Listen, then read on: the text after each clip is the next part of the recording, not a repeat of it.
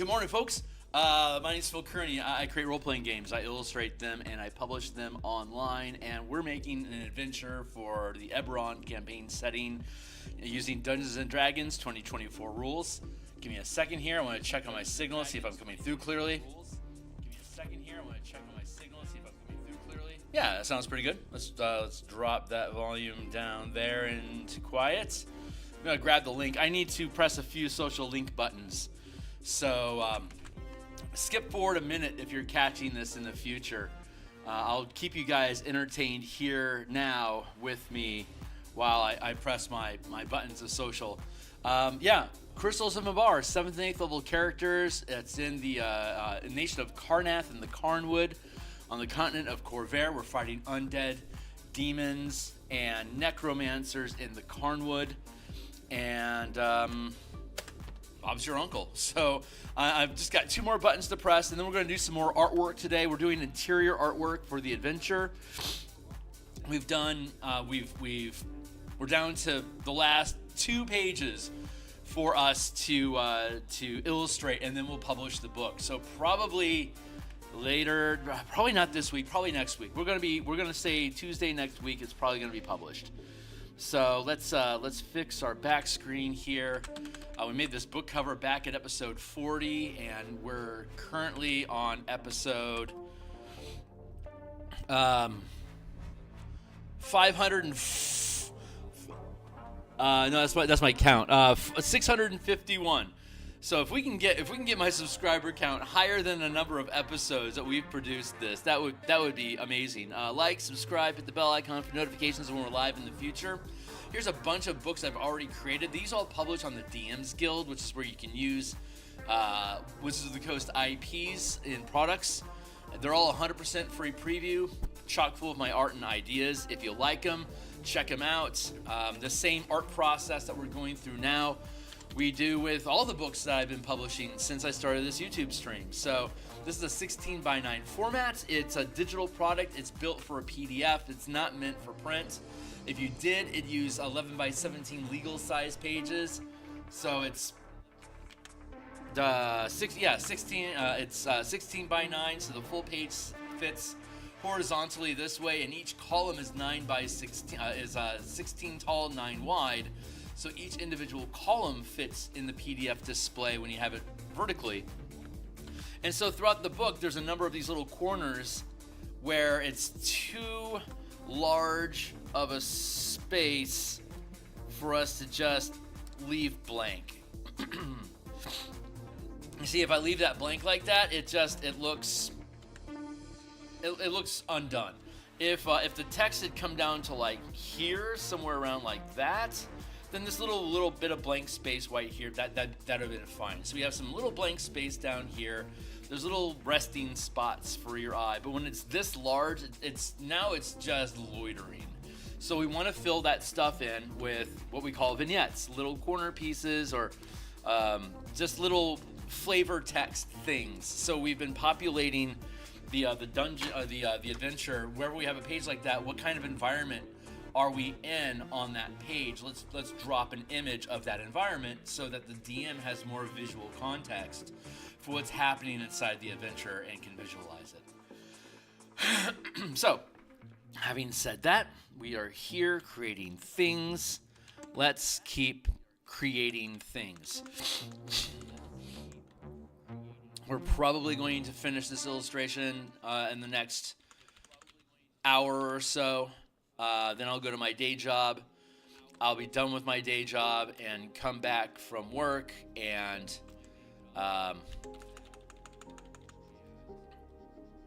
so it's Monday night here, so Monday through Fridays in the morning I do artwork like this, and then on Mondays and Thursday nights like tonight I stream game design. We're currently working on an Eberron Spelljammer space asteroid belt mining campaign sort of thing, where the characters are defending asteroid communities from kaiju, space pirates, and rogue nations in their Spelljammer mecha, fighting Spelljammer kaiju. Last week we were building kaiju on stream on Thursday night. This is Monday night, so I honestly have no idea what we're going to work on tonight. We're going to work on something.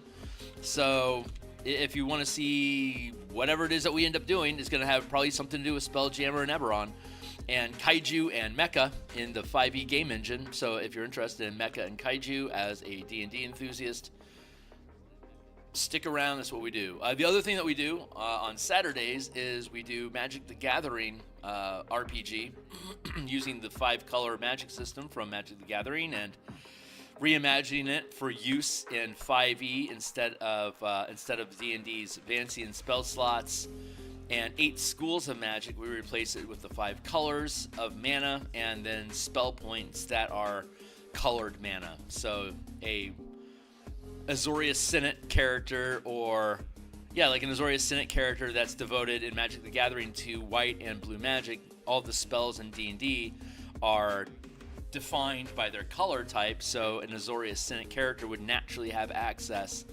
to spells that are white and blue. And if you run out of blue mana, you can't cast your blue spells anymore. If you run out of white mana, you can't cast white spells anymore. If you've ran out of both white and blue, you need to get more mana. And anytime you take a rest, whether you get mana or not, any mana that remains in your mana pool, you can change the color of it to whatever you want. So if you're playing a campaign where colors aren't very important, then whatever colors of spells that you have, you can just go ahead and add in that color. If I have 5 mana, 3 red, 2 blue, and I'm playing an Azet character that uses red-blue mana, if I'm going to throw a Fireball, which is a 3rd level spell, it'll cost me 3 points of mana. Red spells, Fireballs are red spells, so it would be 1 point of red mana, and then the other 2 points could be whatever I want. As an Azet character, I would have red and blue. So if I had 5 points, 3 red, 2 blue, if I cast that Fireball, I'd immediately use 1 point of mana to activate the color. And then the other 2 points of mana needed to complete the 3rd level spell can be any colors that you want. If I use the other 2 points of red mana, I would then not be able to cast Fireball or any red spell until I finished a rest and got some of my mana, changed some of my mana to red, so I could cast red spells again. If I use the 2 points of mana instead with the 1 point of red mana, then I will be out of, because I only have 2 points of blue, I'll be out of blue, so I won't be able to cast any blue spells until I take a rest and get mana back into my mana pool. And if I had instead wanted to keep my options open, I could have used 1 red to turn it on, and then 1 red and 1 blue, leaving me with 1 red and 1 blue. But then I'd only be able to cast 1 2nd level spell, because there's only 2 mana left. That could be either red or blue. I could also then cast 2 1st level spells. 1 could be blue and 1 could be red, because I have 1 red and 1 blue mana left over. You see how that works? It's actually incredibly intuitive. And color magic from Magic the Gathering, color is literally visualizing magic as color. So when you throw a Fireball, obviously it's going to be a red Flash Bane spell. But like if I were to cast Liamon's Secret Chest, which would be a white and blue spell, I could cast it with either 1 point of white or 1 point of blue. And it's also a 3rd level spell, so the other 2 points would be whatever I want. But since it's both white and blue, I could cast it with 1 point of either color, filling in the rest. So my Simic character, who's blue-green, and my Boros Legion character, who's white-red, they could both naturally cast Liamon's Secret Chest because it's a white-blue spell. White from Boros, blue from Simic. Both characters would have access to Liamon's Secret Chest at any time. So if a Rakdos character that's devoted to red and black wanted to have Liamon's Secret Chest, it wouldn't naturally be part of their color palette, so they would then use downtime to research the spell for free at their guild, as long as they have at least 9 points of, as long as they have at least 15 points of renown. Every 5 points of renown, you can research a level, a spell level for free. So by the time you get 25 renown in Rakdos, you can research 5th level spells, and it doesn't cost any money. It's just downtime spent in the guild, in the in the guild halls where all the archives and reliquaries and training areas and meditation chambers and all the things needed to research and to research spells, you can make use of for free to learn your spells. And then you can convert Lehman's secret chest from white-blue into either black or red, your choice, because Rakdos uses black-red. So let's make it black. So your secret chest now is a black spell for you. And if you were a wizard and you put Lehman's chest in your spell book, you could put it in as a red spell.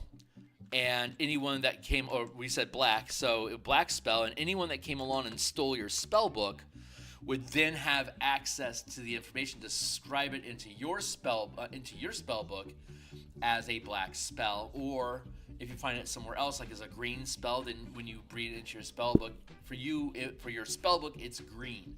And if I'm if I'm a Rakdos character and I find a green version of Lehman's secret chest, I still can't use it because it's black and red mana that I use. So I would then need to go to the archive, take the spell with me, and then convert it into black or red. That's the color mana system, basically in a nutshell.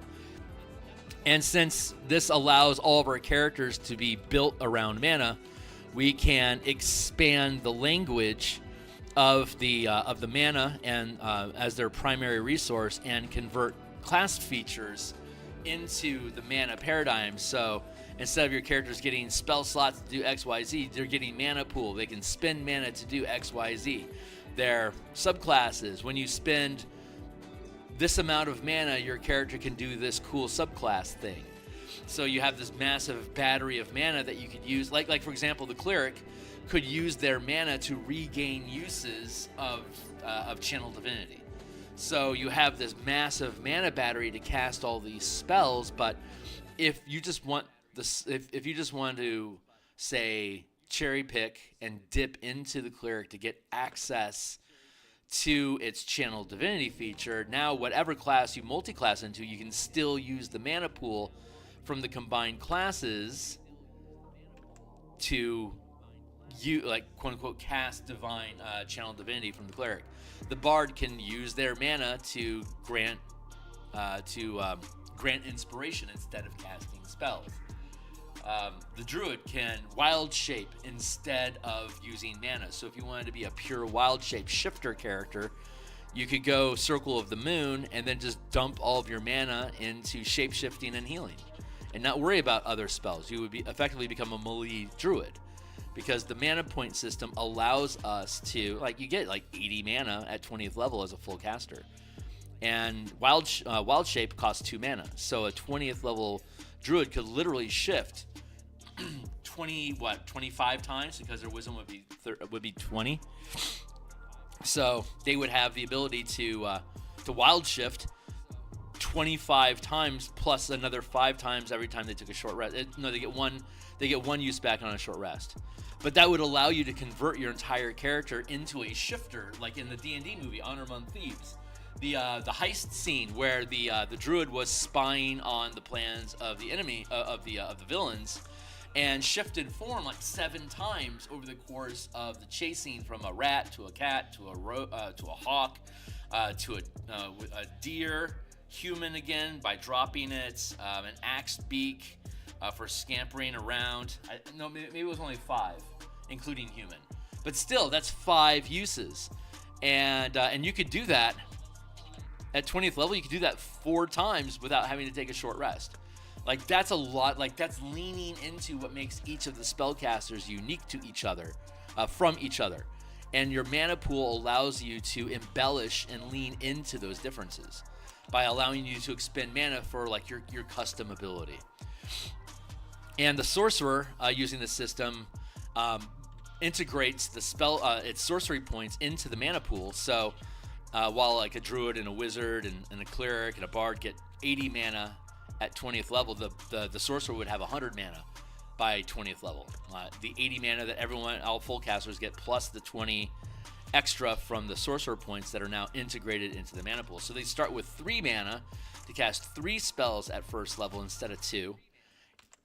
And they can prepare meta magic instead of selecting meta magic. So you would add 4 spells to the prepared list of the sorcerer by 20th level and allow them to pick among spells. They could also pick all of the meta magic if they want to have access to all the meta magic, because they could cast the meta magic with their, it's all the same mana pool, so why not make it all the same resource, so they can prepare and change meta magic every time they finish a long rest. So they have a ton of flexibility and really lean into what makes the sorcerer unique. So the bard can spend mana on bardic inspiration, the druid can spend mana on wild shaping, the sorcerer can spend mana and prepared and gain bonus mana for meta magic. The scion can spend mana on focus points. The psionic focus gives you a like monk progression, d6, d8, d10, d12 over the course of 20 levels. And with the system that we had already developed for the scion, they can use their mana to trigger, much like the bard, they can use their mana to trigger boosts and bonuses to saving throws, d20 tests in general. And what else? Yeah, and the wizard doesn't get shit. The wizard has unlimited spells, basically. However many spells you can cram into your spell book, that's what the wizard gets. So the wizard doesn't have unique mana features, but with the color mana system, we don't have abjurists and necromancers and illusionists. We have color. So you could be a red wizard or a blue wizard or a black wizard or a green wizard, white wizard. Yeah, there's 5 colors, 5 types of wizard subclasses. And like the white wizard feels like it's a mixture of abjurist and conjuration. So you can use your mana, like the arcane shield that an abjurist can produce. The white wizard has access to that, but it's whenever you spend white mana, you can spend mana like hit points. Each point of mana is worth 5 hit points. So if you get hit while your arcane shield is up, instead of losing hit points in your shield, you can just start chicking off points of mana. For every 5 points of damage that you take, you basically infuse 5 temporary hit points into it as though you're taking damage. So you can keep your arcane shield up as long as you want, as long as you're willing to lose mana to keep it, you see? So, fun manipulations. They all get to use mana in different ways. And that's just the core mechanics. We're rebuilding the core mechanics book, so that's what we're doing on Saturday. All of that to say, that's what Saturday's activity is all about, doing that stuff. And it's all publishes on the DMsGuild. It's all 100% free preview. The Bastion campaign that we've been building, we're going to continue working on that. I'm going to thin out this leg a little bit more here.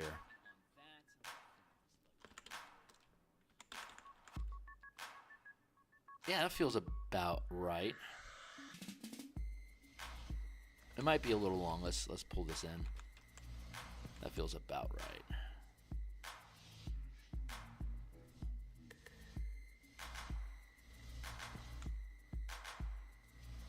Do I need to lift this a little bit? Yeah, it's feeling a little grandpa.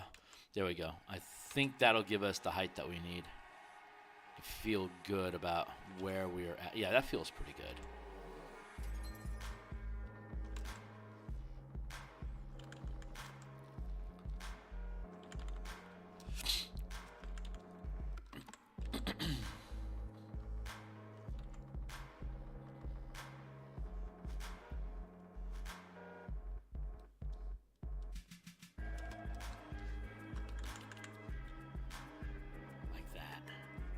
Where are you at, buddy? Maybe we do need a brand new forwardist.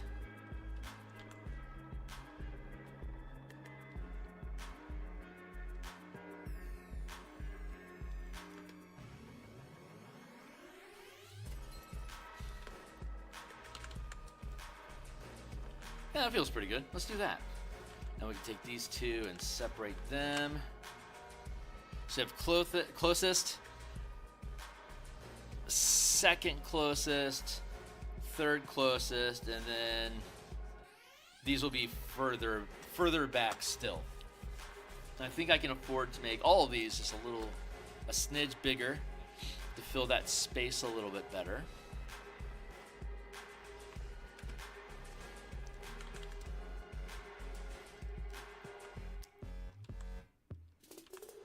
That'll work.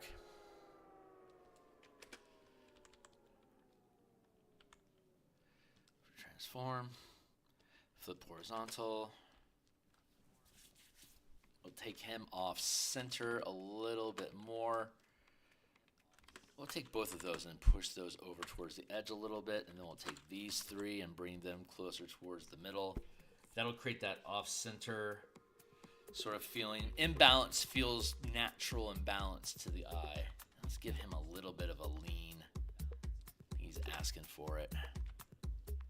A little bit more for the drama. That feels pretty good.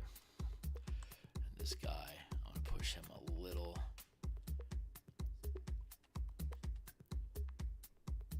Yeah, that feels pretty good. Okay, cool. Let's go with that. Good morning. How are we guys doing today? We're going to add fog and stuff over this.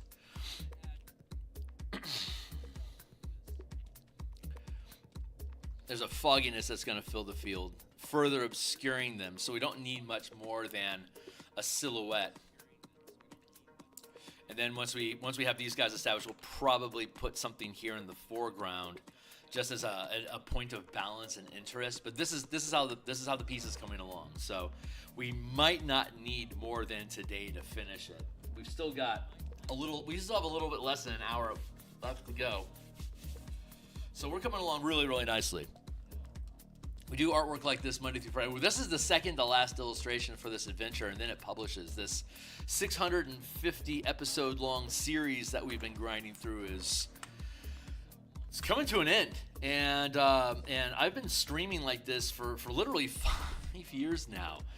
And we are getting very close to a huge paradigm shift into arting new stuff moving forward. We got other books that we want to publish, so we'll have other books that we'll be illustrating. The color mana system I've been talking about, even though those have been published since 2018, we're updating the entire system for 2024, and I have learned a lot about building books in general since then that I want to implement. My artwork's better, my page layout skills are better, I think my design ideas in general are better, and I want to implement these and update those books because I love color mana.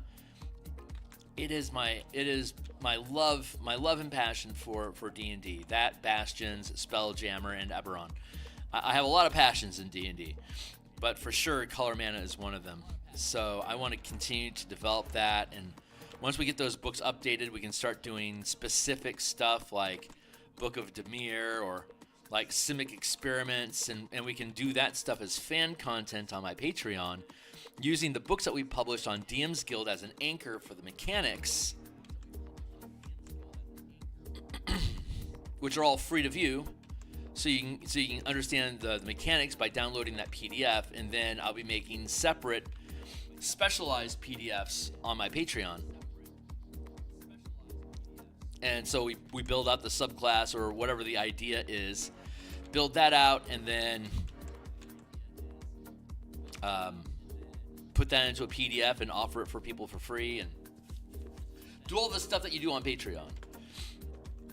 Since it's MTG stuff, it's fan content, so I have to make the content available to the public.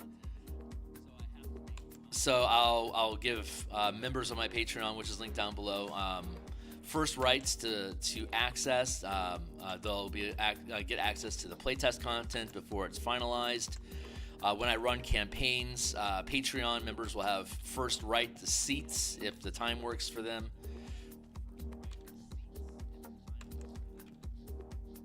And then we'll make and then they have voting rights on, hey, what do I want to work on next? I'll do that. So I'll put up a poll and see what people are most interested in, and we'll just keep building stuff. Once these books are published, they provide the template for us to build more tools with. But DMsGuild, it's how to put it. Whoa, that's not what I wanted to do. Hold on. Give that. There we go. That's how I wanted that. Good. DMsGuild is good for big general ideas, but it's not good for niche content. Like, you don't do a book of Dimir or like a Boros barracks on the DMsGuild. It's too specialized. You put it on a Patreon, and then promote that on Reddit and Discord servers where people that are hyper focused on D&D plus MTG are congregating for options.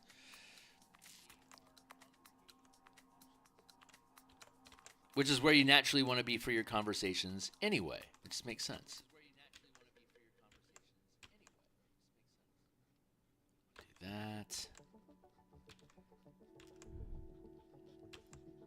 But this Eberron adventure, it's going to be, we're down to last 2 illustrations here and then the next one.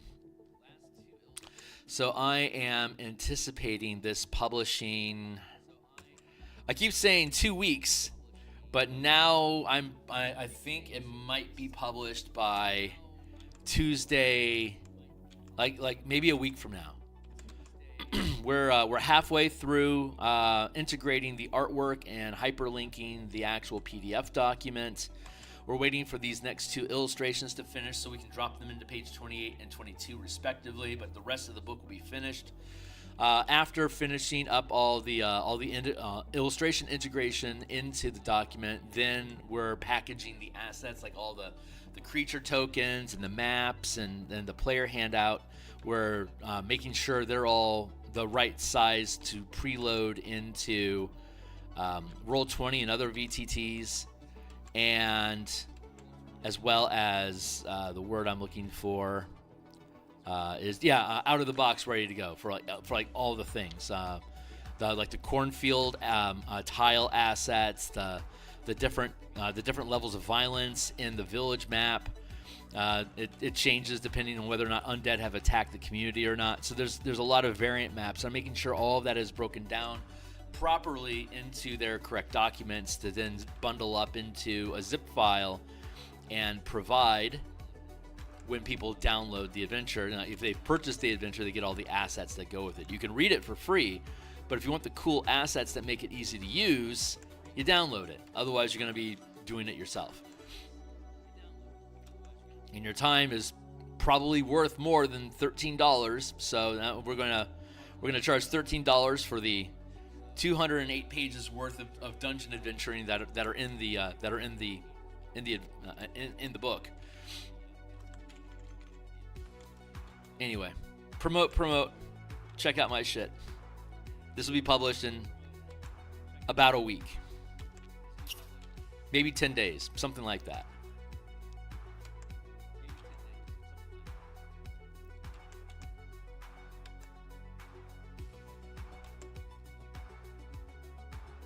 Let's add that in. Let's get these arms going down here.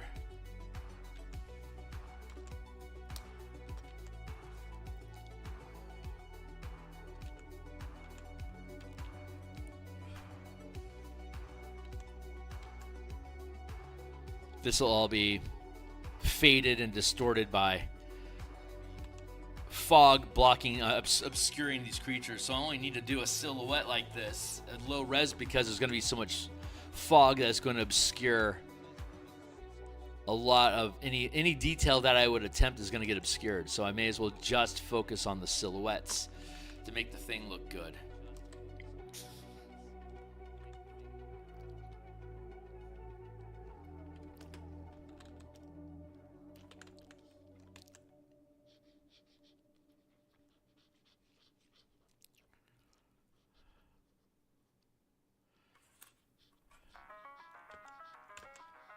That.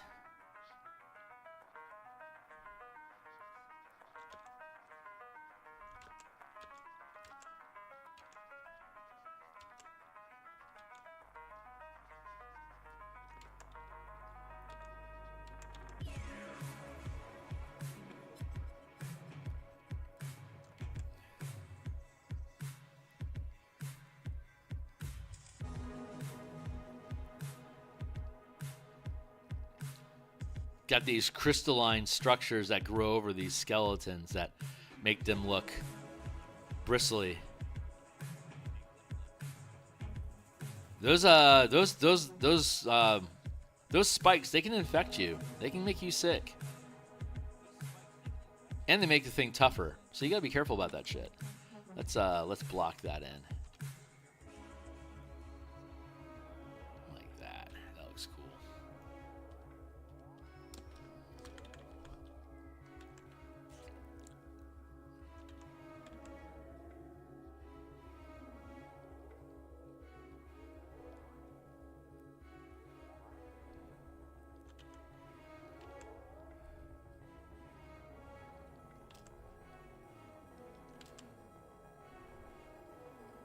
We have a clean illustration with detail of these skeletons, but the crystals grow on everything.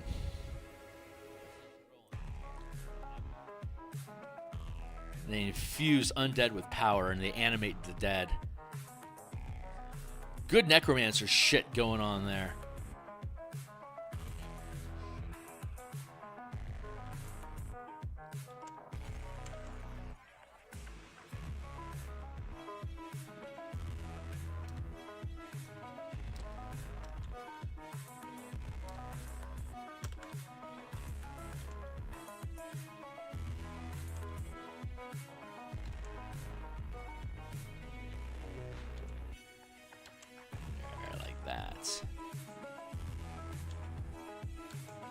So, hey, thanks for everybody that swings through and checks out what we got going on the channel here.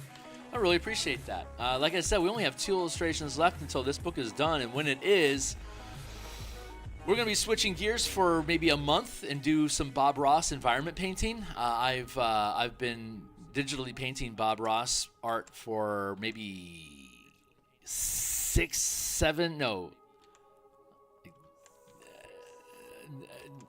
8 or 9 years, maybe? Jesus Christ. For a while. Maybe 7 years.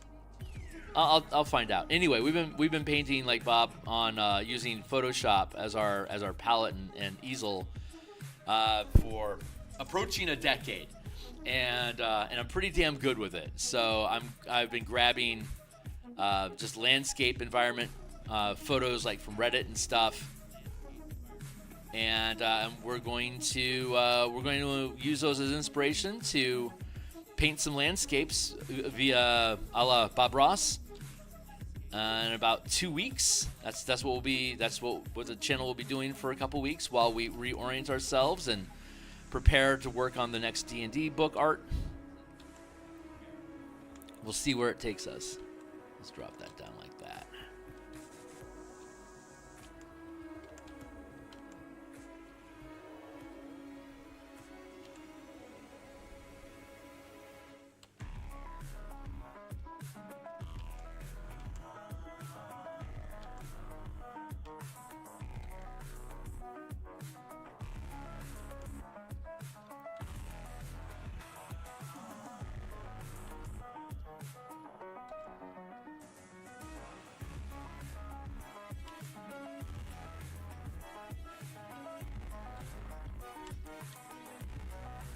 We'll bring that in here like that. I gotta be careful not to kill the energy of the undead. That is always a risk. Whenever you fix anatomy, you are destroying movement. A lot of the times, something that's out of proportion looks good because it creates an energy or like a flow or direction of energy, and you don't want to disrupt that. But by correcting the anatomy, you're effectively a lot of times destroying that momentum. So you have to be very mindful of what it is that you're doing, like what is causing the energy of your piece, and how can you preserve that as you do anatomy corrections. That's really, really important.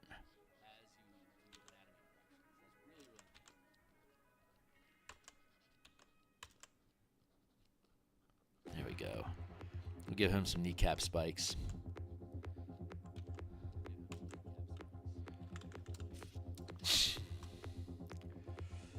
It seems like these legs should be longer, don't you think? Let's sprouse those up.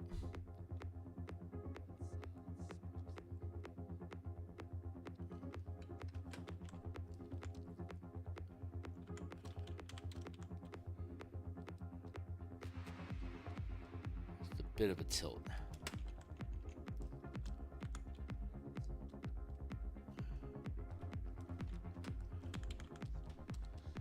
Now, do I want to take this guy and flip him?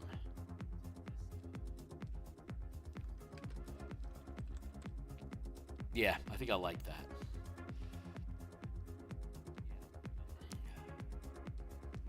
Push him forward a bit again.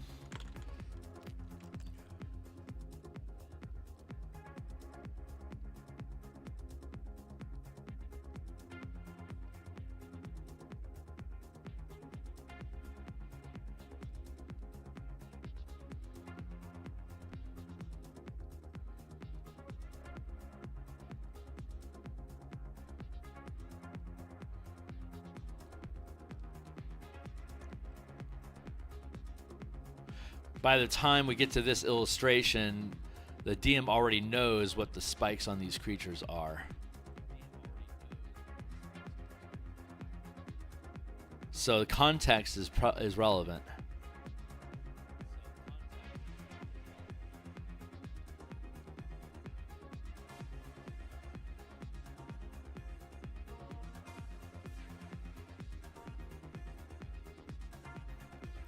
There, let's do that.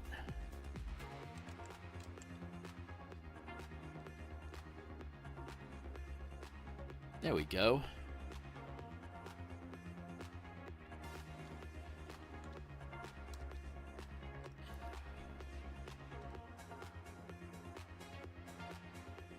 Push him back a little bit. Yeah, a little further. A lot further. So let's put this one somewhere around here.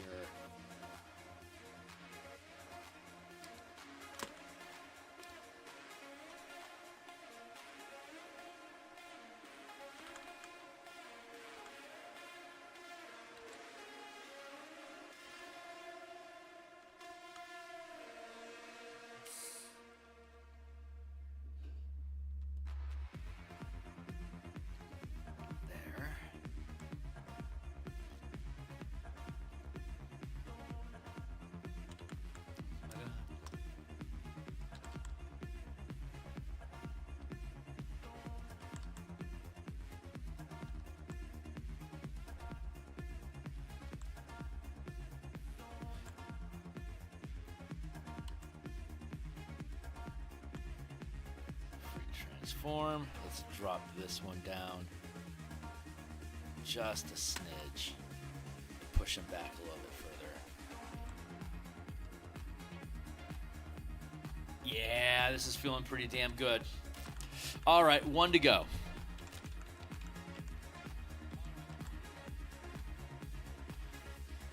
Maybe we want to have him, yeah, more like here.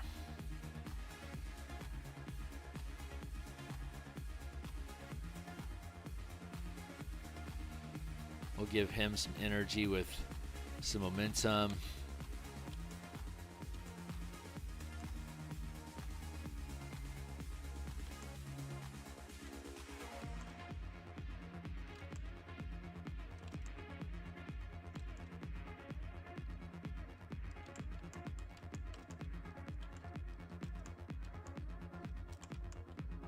Crook his hips like that.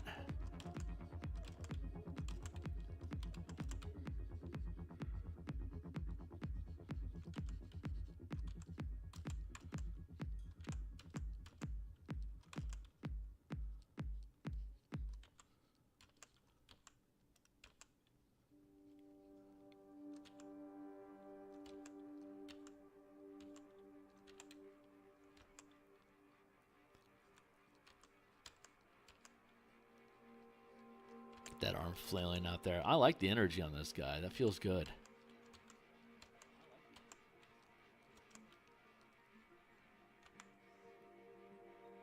Let's take that and raise it up, but shrink it down just a smidge to stay in proportion with the body.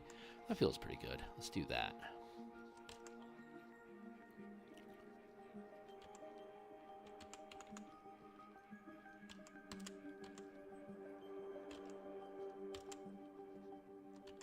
Like that.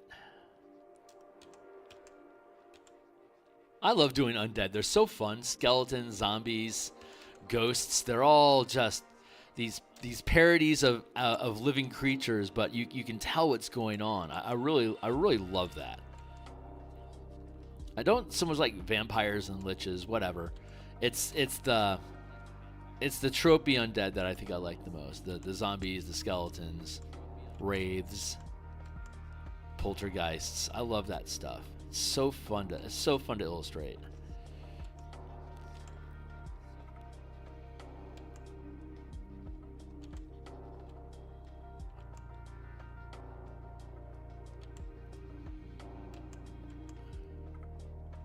Can we get away with this?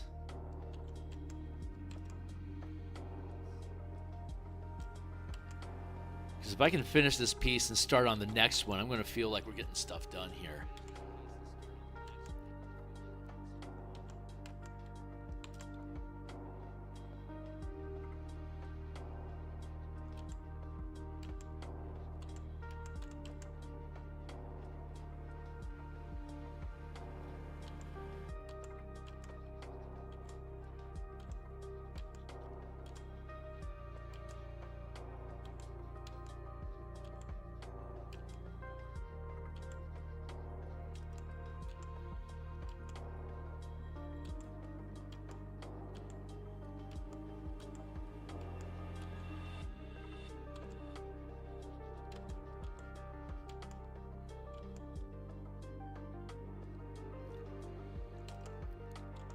This accomplish what I need? Are we in a good space with this?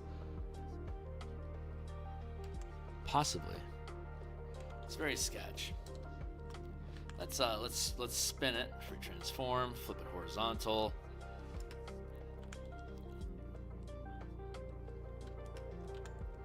And let's push it back.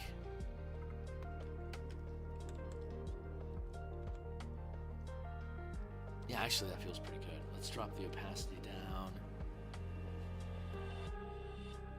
to about like that. Do I want to skew? I think I'm going to skew this guy. Let's kick him up a little bit.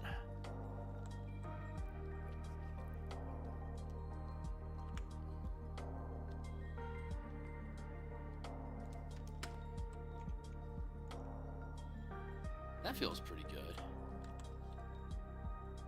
Yeah, I want his energy outside pushing inward. That means I want all of these guys just to be a smidge bigger.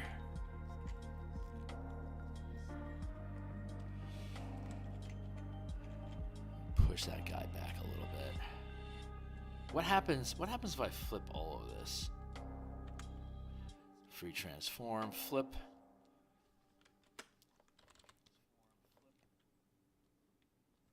How does that feel as a piece?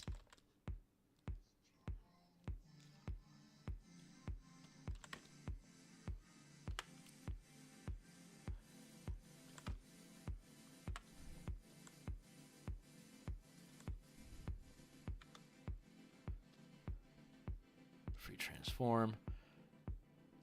Reduce your size a smidge.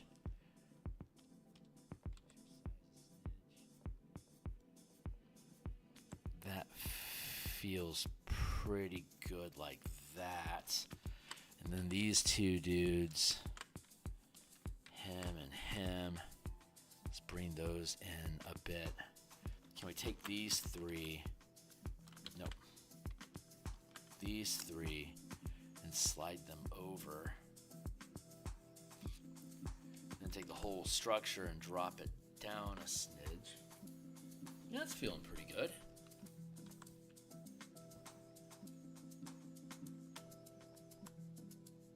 Still feel like we need something going on in the corner over there. And can we take this guy? Let's duplicate. Pre-transform. Flip horizontal. Skew this way a smidge.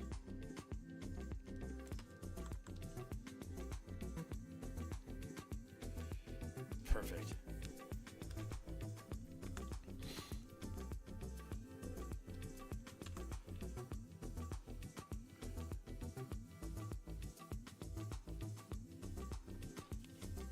Okay, that feels really good. So let's go with that and that. Back line. Let's take this fog here.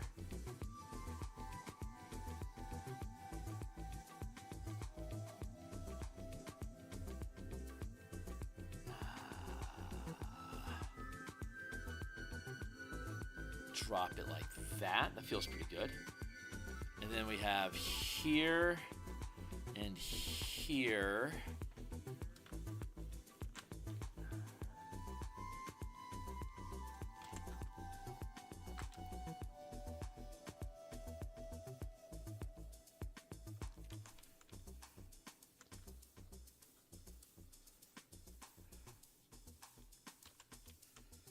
There, let's drop the opacity a bit on that. And then let's fog that out.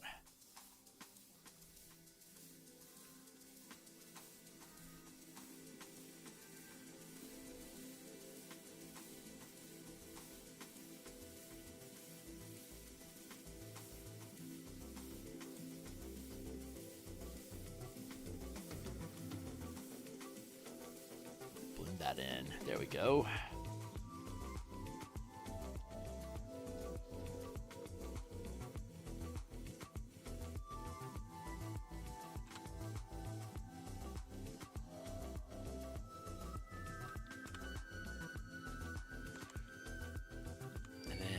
Little more fog coming across here.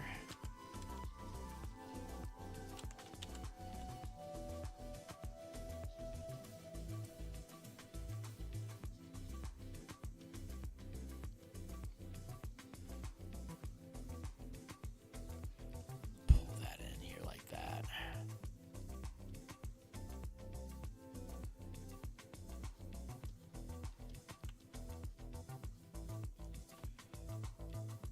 Feels pretty good. Now we'll take this last piece, the front end, and hit save real quick because my computer's glitching on me.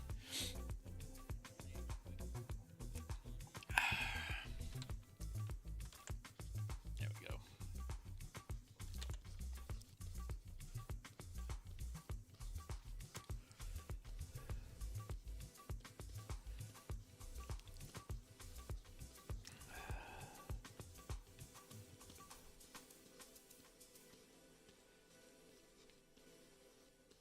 Just blend that all in here like that. That feels pretty good. Now it's very obscuring, so let's take that, that, and that, those layers that we put in, and let's drop their opacity a little bit.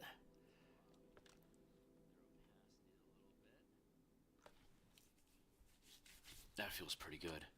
Let's put a backdrop behind them of darkness.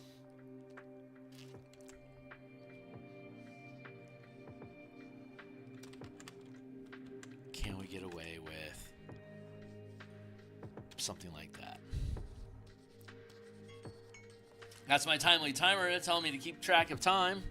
Thank you, timely timer. How much time do we have left? Still got 20 minutes left, so we'll probably have this piece finished in the next few minutes, and then we'll move on to the next piece, the final piece that we need to work on.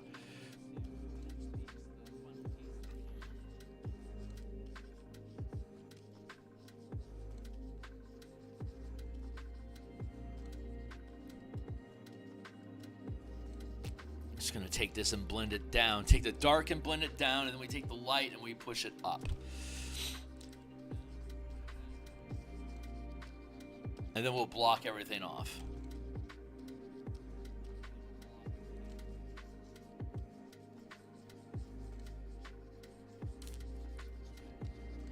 There we go. That feels pretty good.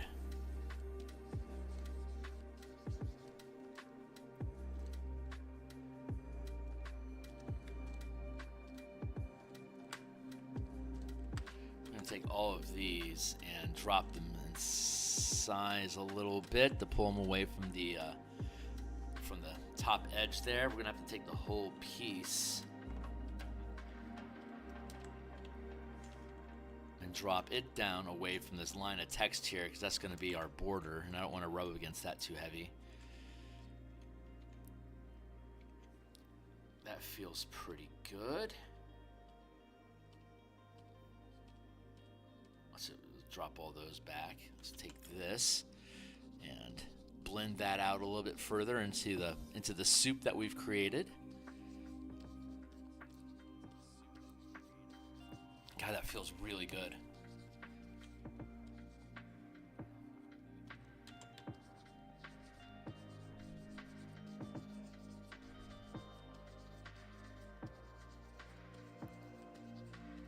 Just keep blending this in. I like that lighting that's coming through back there. It feels real eerie, and that was the intent. So I'm proud that this is landing the way that I wanted it to. Very, very happy with this piece.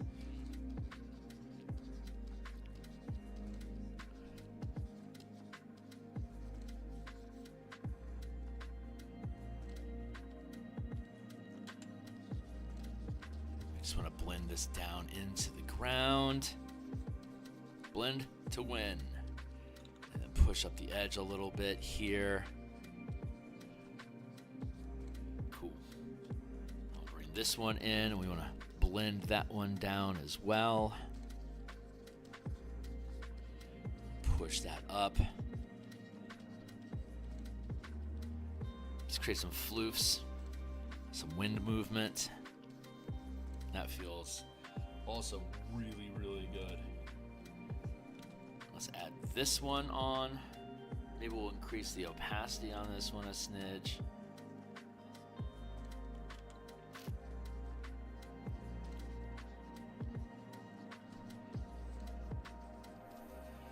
A little bit more layering in. Here we go.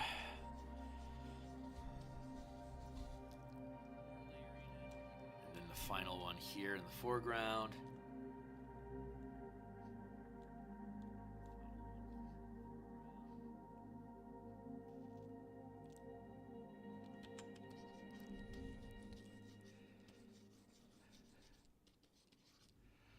Now I need another foreground.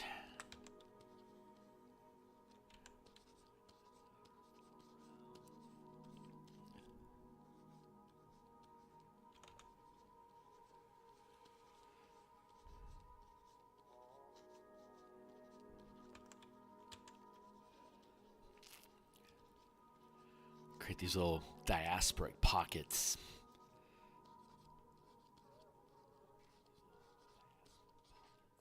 There we go.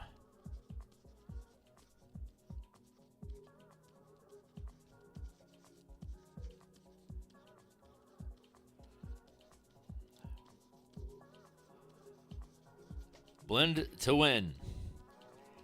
So I'll be back tonight around, typically around 6 p.m. 9 p.m. Eastern time, 6 p.m. Seattle time. I'll be on from like maybe 2 or 3 hours to work on Eberron's Spelljammer asteroid belt stuff. I think we're at the point that we want to start looking at the pirates and their fleet and figuring out what their statistics would be, what kind of weapons they have access to, what their fleet strength is going to be, what kind of ships are they using. And we're going to build out all of that because the space pirates of Lazar are one of the potential big threats that the characters are going to face in the campaign. That, and I think we're going to spend a little bit more time developing the ice elementals from Frisia that are also harassing the characters' communities. There, that feels pretty good. Let's lower the opacity on that a little bit.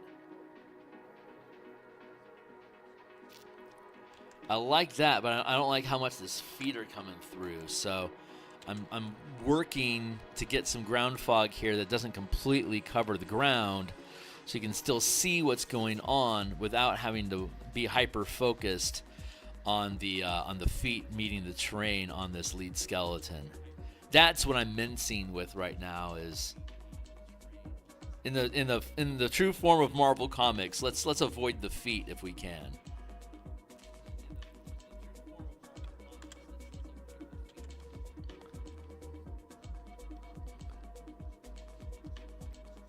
But if we do too much environmental stuff to justify the feat, it trims away at the visibility of the terrain that the feet are connecting with, you see? So we have a conflict here that we have to come up with a solution by being delicate with the amount of necrotic fog that we drop onto the ground. That's starting to actually feel pretty good.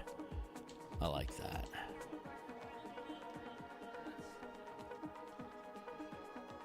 And it creates some momentum over here. So we can fill this in over here. We have that point of interest over here in the corner that we had wanted.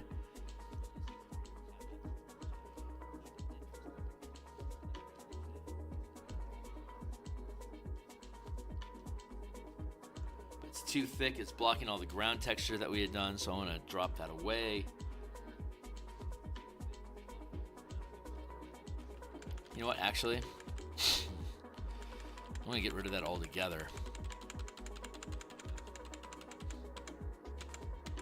Put it in a separate layer.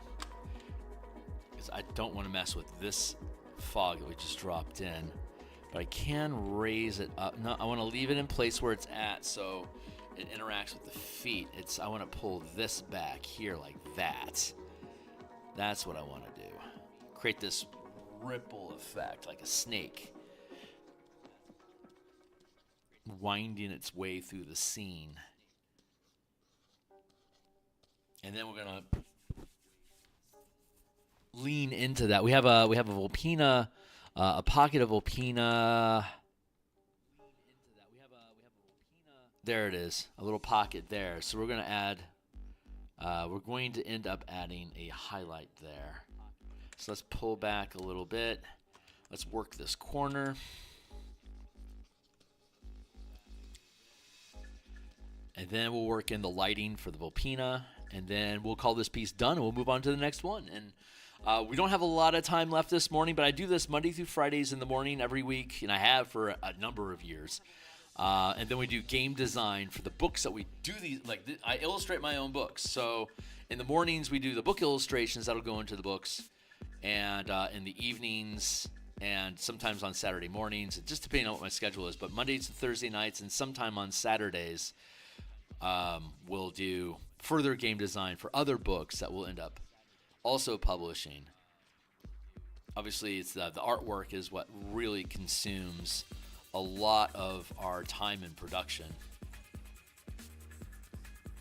But that's okay. The reason I do these books in the first place is because I love doing fantasy art, but I couldn't get paid what I would consider fair wages for freelancing to third-party content creators. They are seriously under the pinch of getting good assets, which is why so many people turn to AI art, because it's so expensive to feed us hungry artists. So instead of me adding to the conflict and bemoaning the circumstances, I created a solution. How about I just start making books? That way people buy my books with my artwork instead of me trying to sell artwork that I don't have full creative control over. This way, I have full creative control, so I can always be working on the type of art that excites me, so I can come back to the table every morning like this for years and do this basically nonstop. Like I've got probably another year and a half worth of book creation that's going to need artwork, so I'll be here into 2027 unless God takes me someplace. I should be reliably doing this for the next year and a half or so. So if you guys think this stuff is interesting, I'm here for the long haul. I'm not really talking about D&D very much, just kind of talking about the illustration and what I got going on. But when people are active with me in chat and asking questions, we talk about D&D, we talk about art design, and all the bloody blah, all the bloody blah. Let's drop that down a little bit. Cool, I'm really liking this. And now the final bit, we're gonna drop down into here and let's go bump, bump, bump, bump. Let's get rid of all of that. Let's pick up this Litharia color. I'm gonna ramp it up just a little bit more. Dump, dump, dump, dump.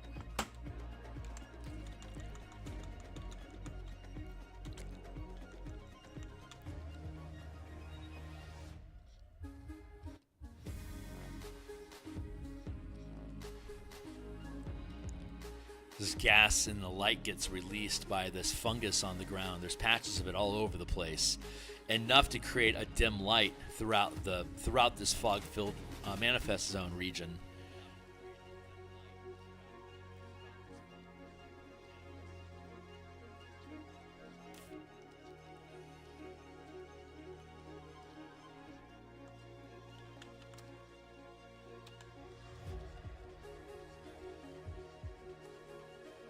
That feels pretty good. There's another patch in over here.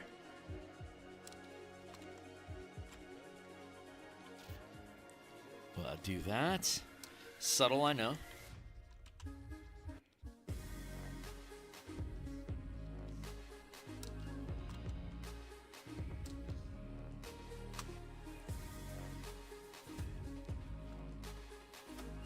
Drop the opacity just a smidge on those.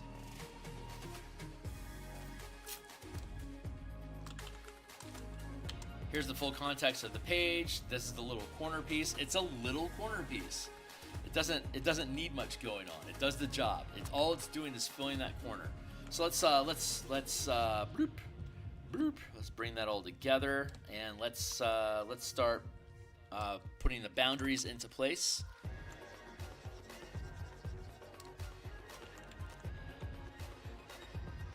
Basically like that.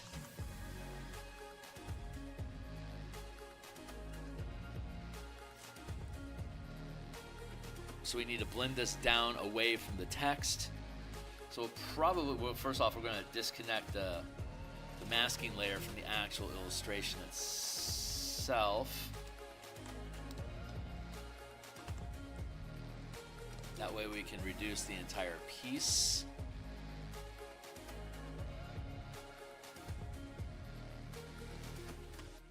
There, that'll feel a little bit better.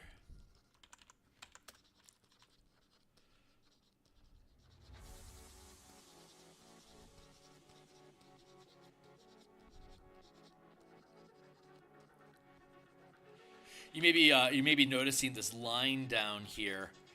That is separating our frame from the rest of the piece. So this is our actual border line here that we need to pay attention to. Yeah.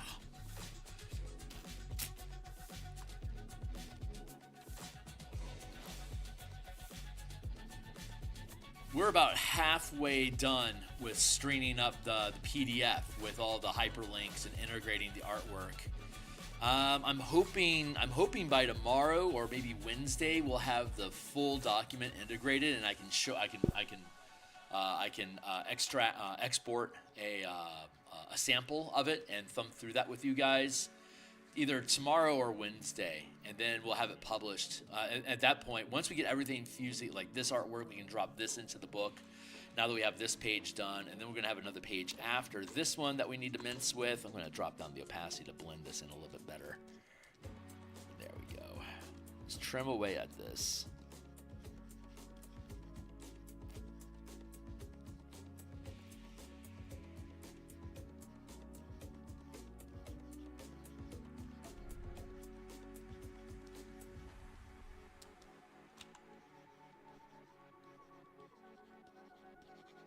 There we go.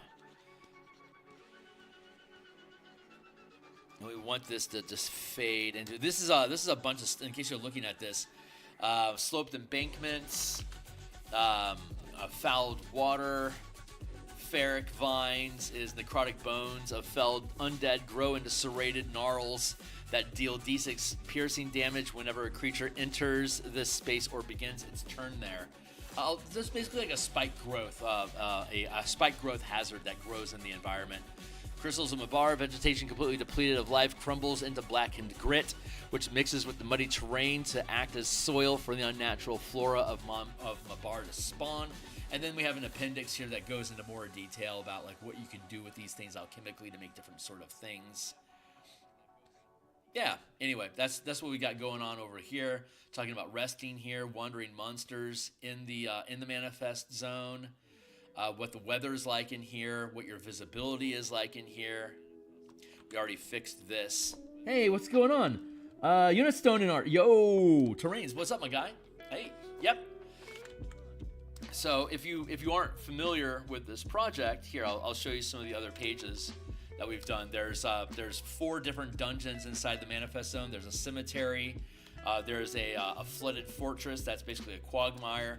There's a gatehouse. Physically, this is to the south, this is to the east, this is catty corner between them. And then underground, underneath the gatehouse, it drops down. Oops.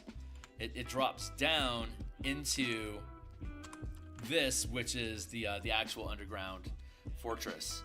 And here is one of the maps that we have. This is just, we provide all these different map terrain grids for VTT or for printing if you want. And 5-foot grid, this is a gazebo.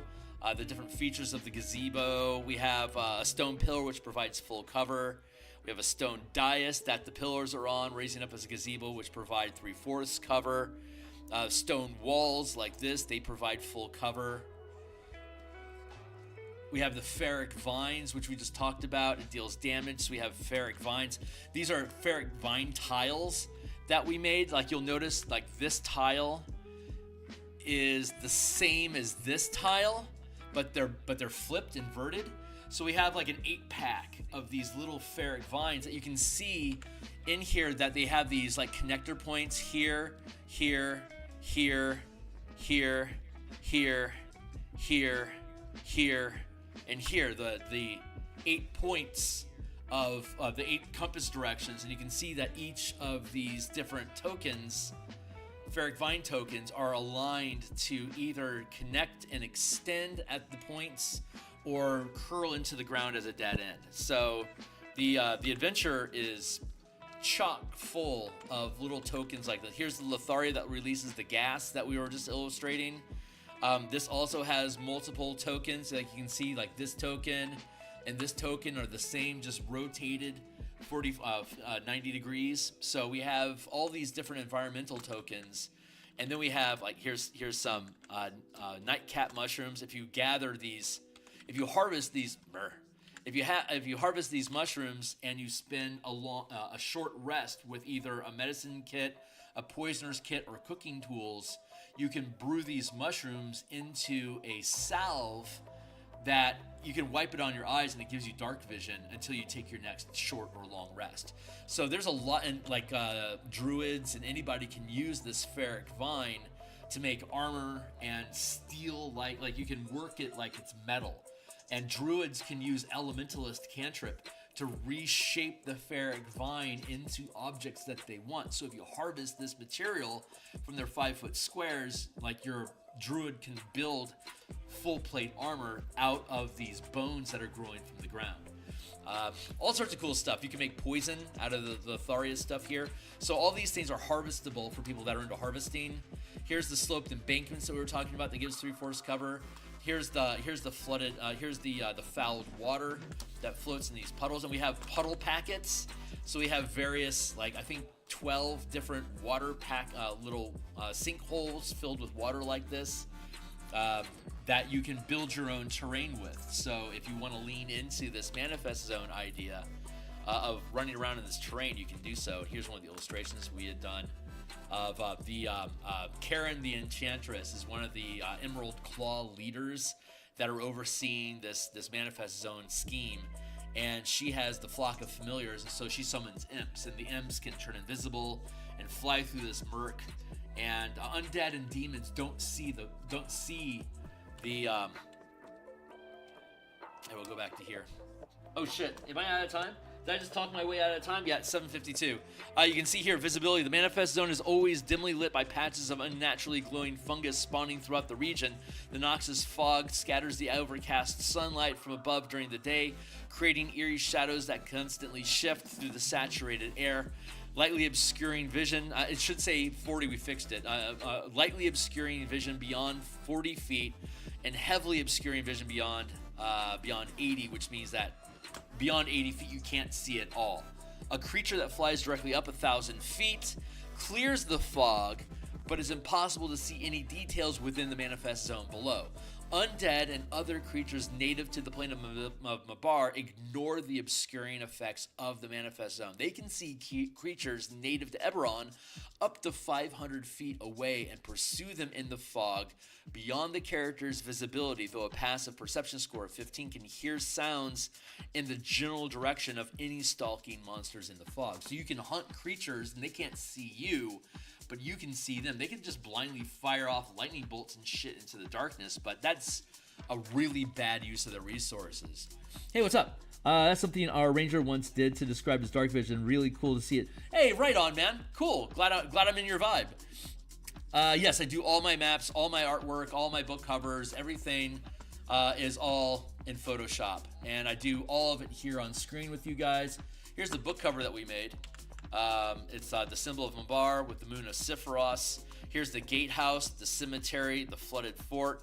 Underneath that is the interior. There's a chrysalis that grows around the person performing this ritual that creates the Manifest Zone. At the end of the Manifest Zone, it's going to create a two-way portal that opens directly into the plane of Mabar and back, so it continues to strengthen the Manifest Zone of undeath. So the undead are rising from the cemetery and the graves.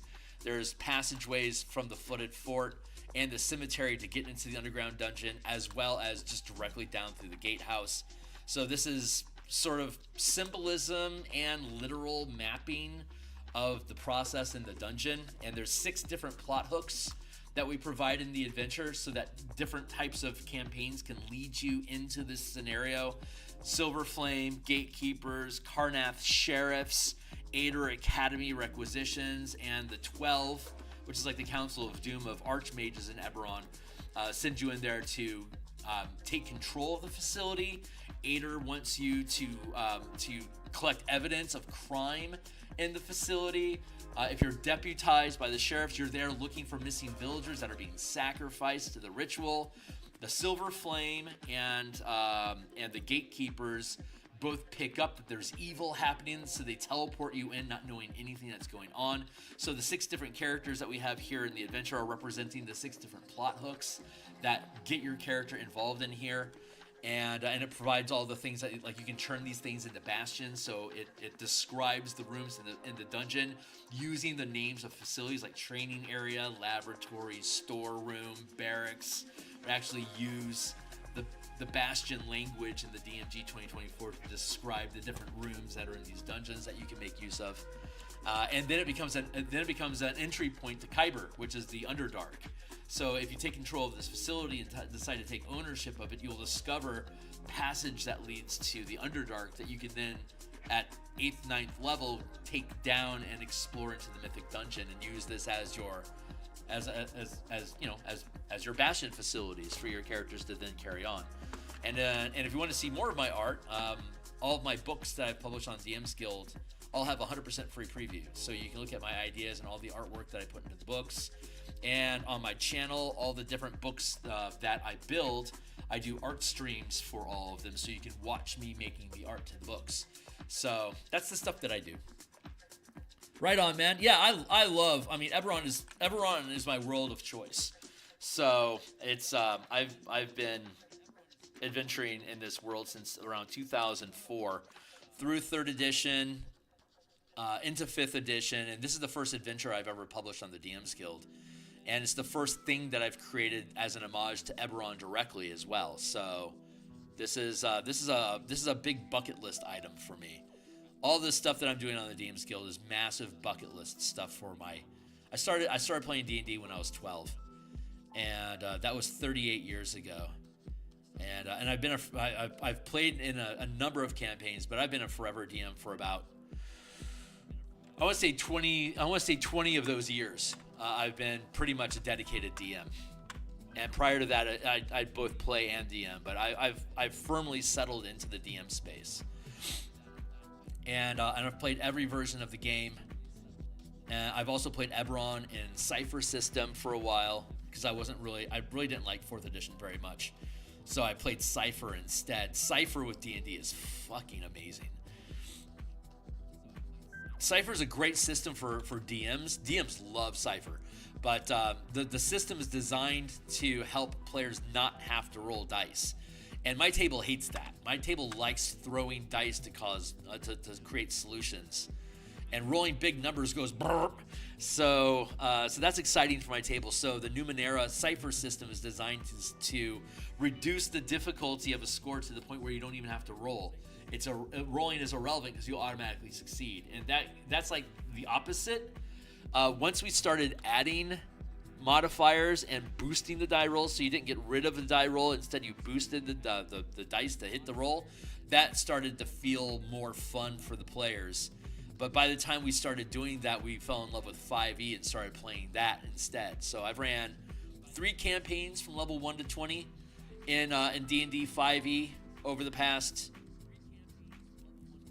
10 years. Yeah.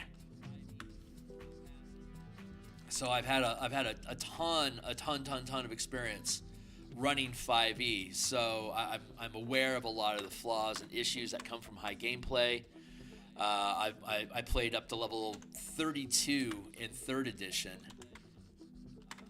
We went from level 1 and built up, and once we got to a level, we wouldn't slide back unless we specifically wanted to do a different type of campaign. But we had an ongoing living campaign that whenever a character would die, we bring them in at the same level, and we just kept ratcheting up the levels over the time. And by the time we finished playing 3E, we were level 32. And we were doing planescape stuff and fighting demons and the Shadow Realm, and it was super fun. But 3rd edition really taught me how to handle high level, like big numbers go burr. How do you handle that? Like I learned how to adapt and keep pressure on and make high level gameplay interesting enough for players to want to be able to complete full campaigns. I can finish a 20th level campaign in about 270 hours, which in 3-hour bursts, in 3.5-hour sessions, that's about 15 months worth of gameplay, taking a vacation and sick time into account. So we've done that 3 times so far. We've ran a ton of little like 3 to 10 level vignettes. I do a lot of playtesting on my Discord, which is linked down below. We're going to be doing a Mecha Kaiju Eberron Spelljammer campaign probably in April, and I'm looking to recruit people to play with me on Saturday noon Eastern time. So I'm looking for people. So anyone that's interested, that's catching this signal, if you're interested, join my Discord channel and tell me that you have, at noon Eastern time, you've got a good 4-hour block of time that you can spend on Saturdays to play with ideas on my Discord, and let me be your DM and let me experiment with shit. And the next thing we're experimenting with is mecha, having characters run around at the 50-foot scale and giant machines fighting giants and dragons and shit. I'm just blending in here. I really got to go here like in a minute, but I'm so close to being done. My muse won't let go of me. She wants me to finish up. Wow. Wishing for the 2 games. Oh, right on. Well, you got to plan for it. You really, really got to plan to stick through 20 levels. I talk about that a lot on these channels. It's scattered. I don't have an organized video that says how to run a game from level 1 to 20 successfully, though that would be an amazing video for me to actually build out. So I will, once I finish this book, I have a chance to reevaluate how I'm running my stream. I've got the hours that I need to be a full affiliate, but I need 1,000 subscribers, and I'm only at 649, maybe 650 today. And I'm trying to get to 1,000, and I think the way that I'm going to get there is by, most of what I do is just live streaming every day. And occasionally, like when I publish a book, I'll do a series of videos about like mechanics and ideas that are in that book, kind of as a promo piece that I can point back at people. And I'll do that with this as well, but I don't have like a lot of D&D advice stuff. Most of the times people ask me questions in chat and I answer the questions while I paint. But I've had a ton of conversations that I think I'm at the point where I can probably start extracting those and building organized videos out of them, and then just offer those up. But I think like how to run a 20 level campaign is probably the most useful thing I can offer to the community right now, since so many people want to run campaigns from level 1 to 20, but it's so difficult because of logistics and momentum. Those are serious issues. So I'll probably spend some time building a video out of that. But this is it. This piece is, I'm going to call this piece done. Fits in the space. I'm going to actually package this and add in one more masking layer over it. So I want to trim away at this edge over here a little bit more without actually blending into the terrain. Just mask it. Just a straight fade mask. I'm using my Bob Ross cloud brush. I built a bunch of tools that allow me to paint like Bob Ross in Photoshop, and that ABR brush set is on my Patreon, which is linked down below. It's free right now for anyone that wants to grab it. But by this time next week, we're going to be spending a month doing Bob Ross environment paintings and maybe put a fantasy twist on the ones that inspire me to do so. But it's a palette cleanser for me. I really love painting like Bob Ross in Photoshop. And since we're finishing this work, this adventure, I'm going to need some emotional fallout time. So a good emotional pillow, and as well as being like literally a palette cleanser for the next project, Bob Ross paintings, environment art. That is such a good way for me to cleanse my palette and clear my emotions to start in on the next book. So that's what we're going to be doing for probably the rest of February once we finish the next illustration. This piece is done, so I'm going to go ahead and hit save here. We're going to integrate this into the book. Let's hit save again. Do I have a PDF that is up and running right now for us to take a quick look at?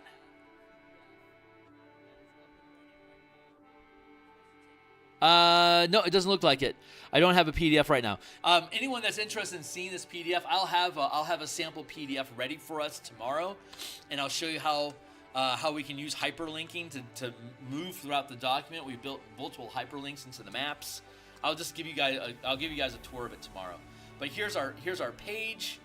If we don't have the mask, if we don't have this art layer in here, we clear that out. See, that's too much of a blank space to let sit. It looks barren, right? This is a small enough space over here on the left that it's just a pause and breath before moving into the next column. But this is such a large empty space that it's like you fell asleep, Grandpa. What were you talking about? So by adding an illustration in here down there, we fill the space with some sort of visual information. It doesn't have to be anything significant, but it's talking about wandering encounters in the manifest zone. This is all the weather and environment, blah, blah, blah. Here's an illustration of what that looks like. That's the piece. So that's it, guys. I'm going to be done for the day. I'm going to be back tonight by 9 o'clock Eastern time. For a few hours, we're going to work on the Eberron Spelljammer Orbital Bastion Mecha Kaiju XCOM campaign. I think we're going to be working on the pirates of the space pirates of Lazar and the Frisia Ice Elemental Kingdom in orbit. I think that's what we're working on tonight. I'm not 100% sure where it's going to go, but that's the plan. So if you think this shit's cool, I'll be back tomorrow morning to do more artwork. I'll be back tonight to do the game design, where this artwork is meant to go to. And thanks a lot. Thanks for asking questions, Uni. I really appreciate you being around. Anyone that asks me questions and just engages with me, it makes me feel like it's worth it to be able to connect with people here online. So I really appreciate you guys engaging with me. Like, subscribe, check out my books down below. Seriously, I'll have a 100% free preview. Just look at them, the ideas, the artwork, they're there for you.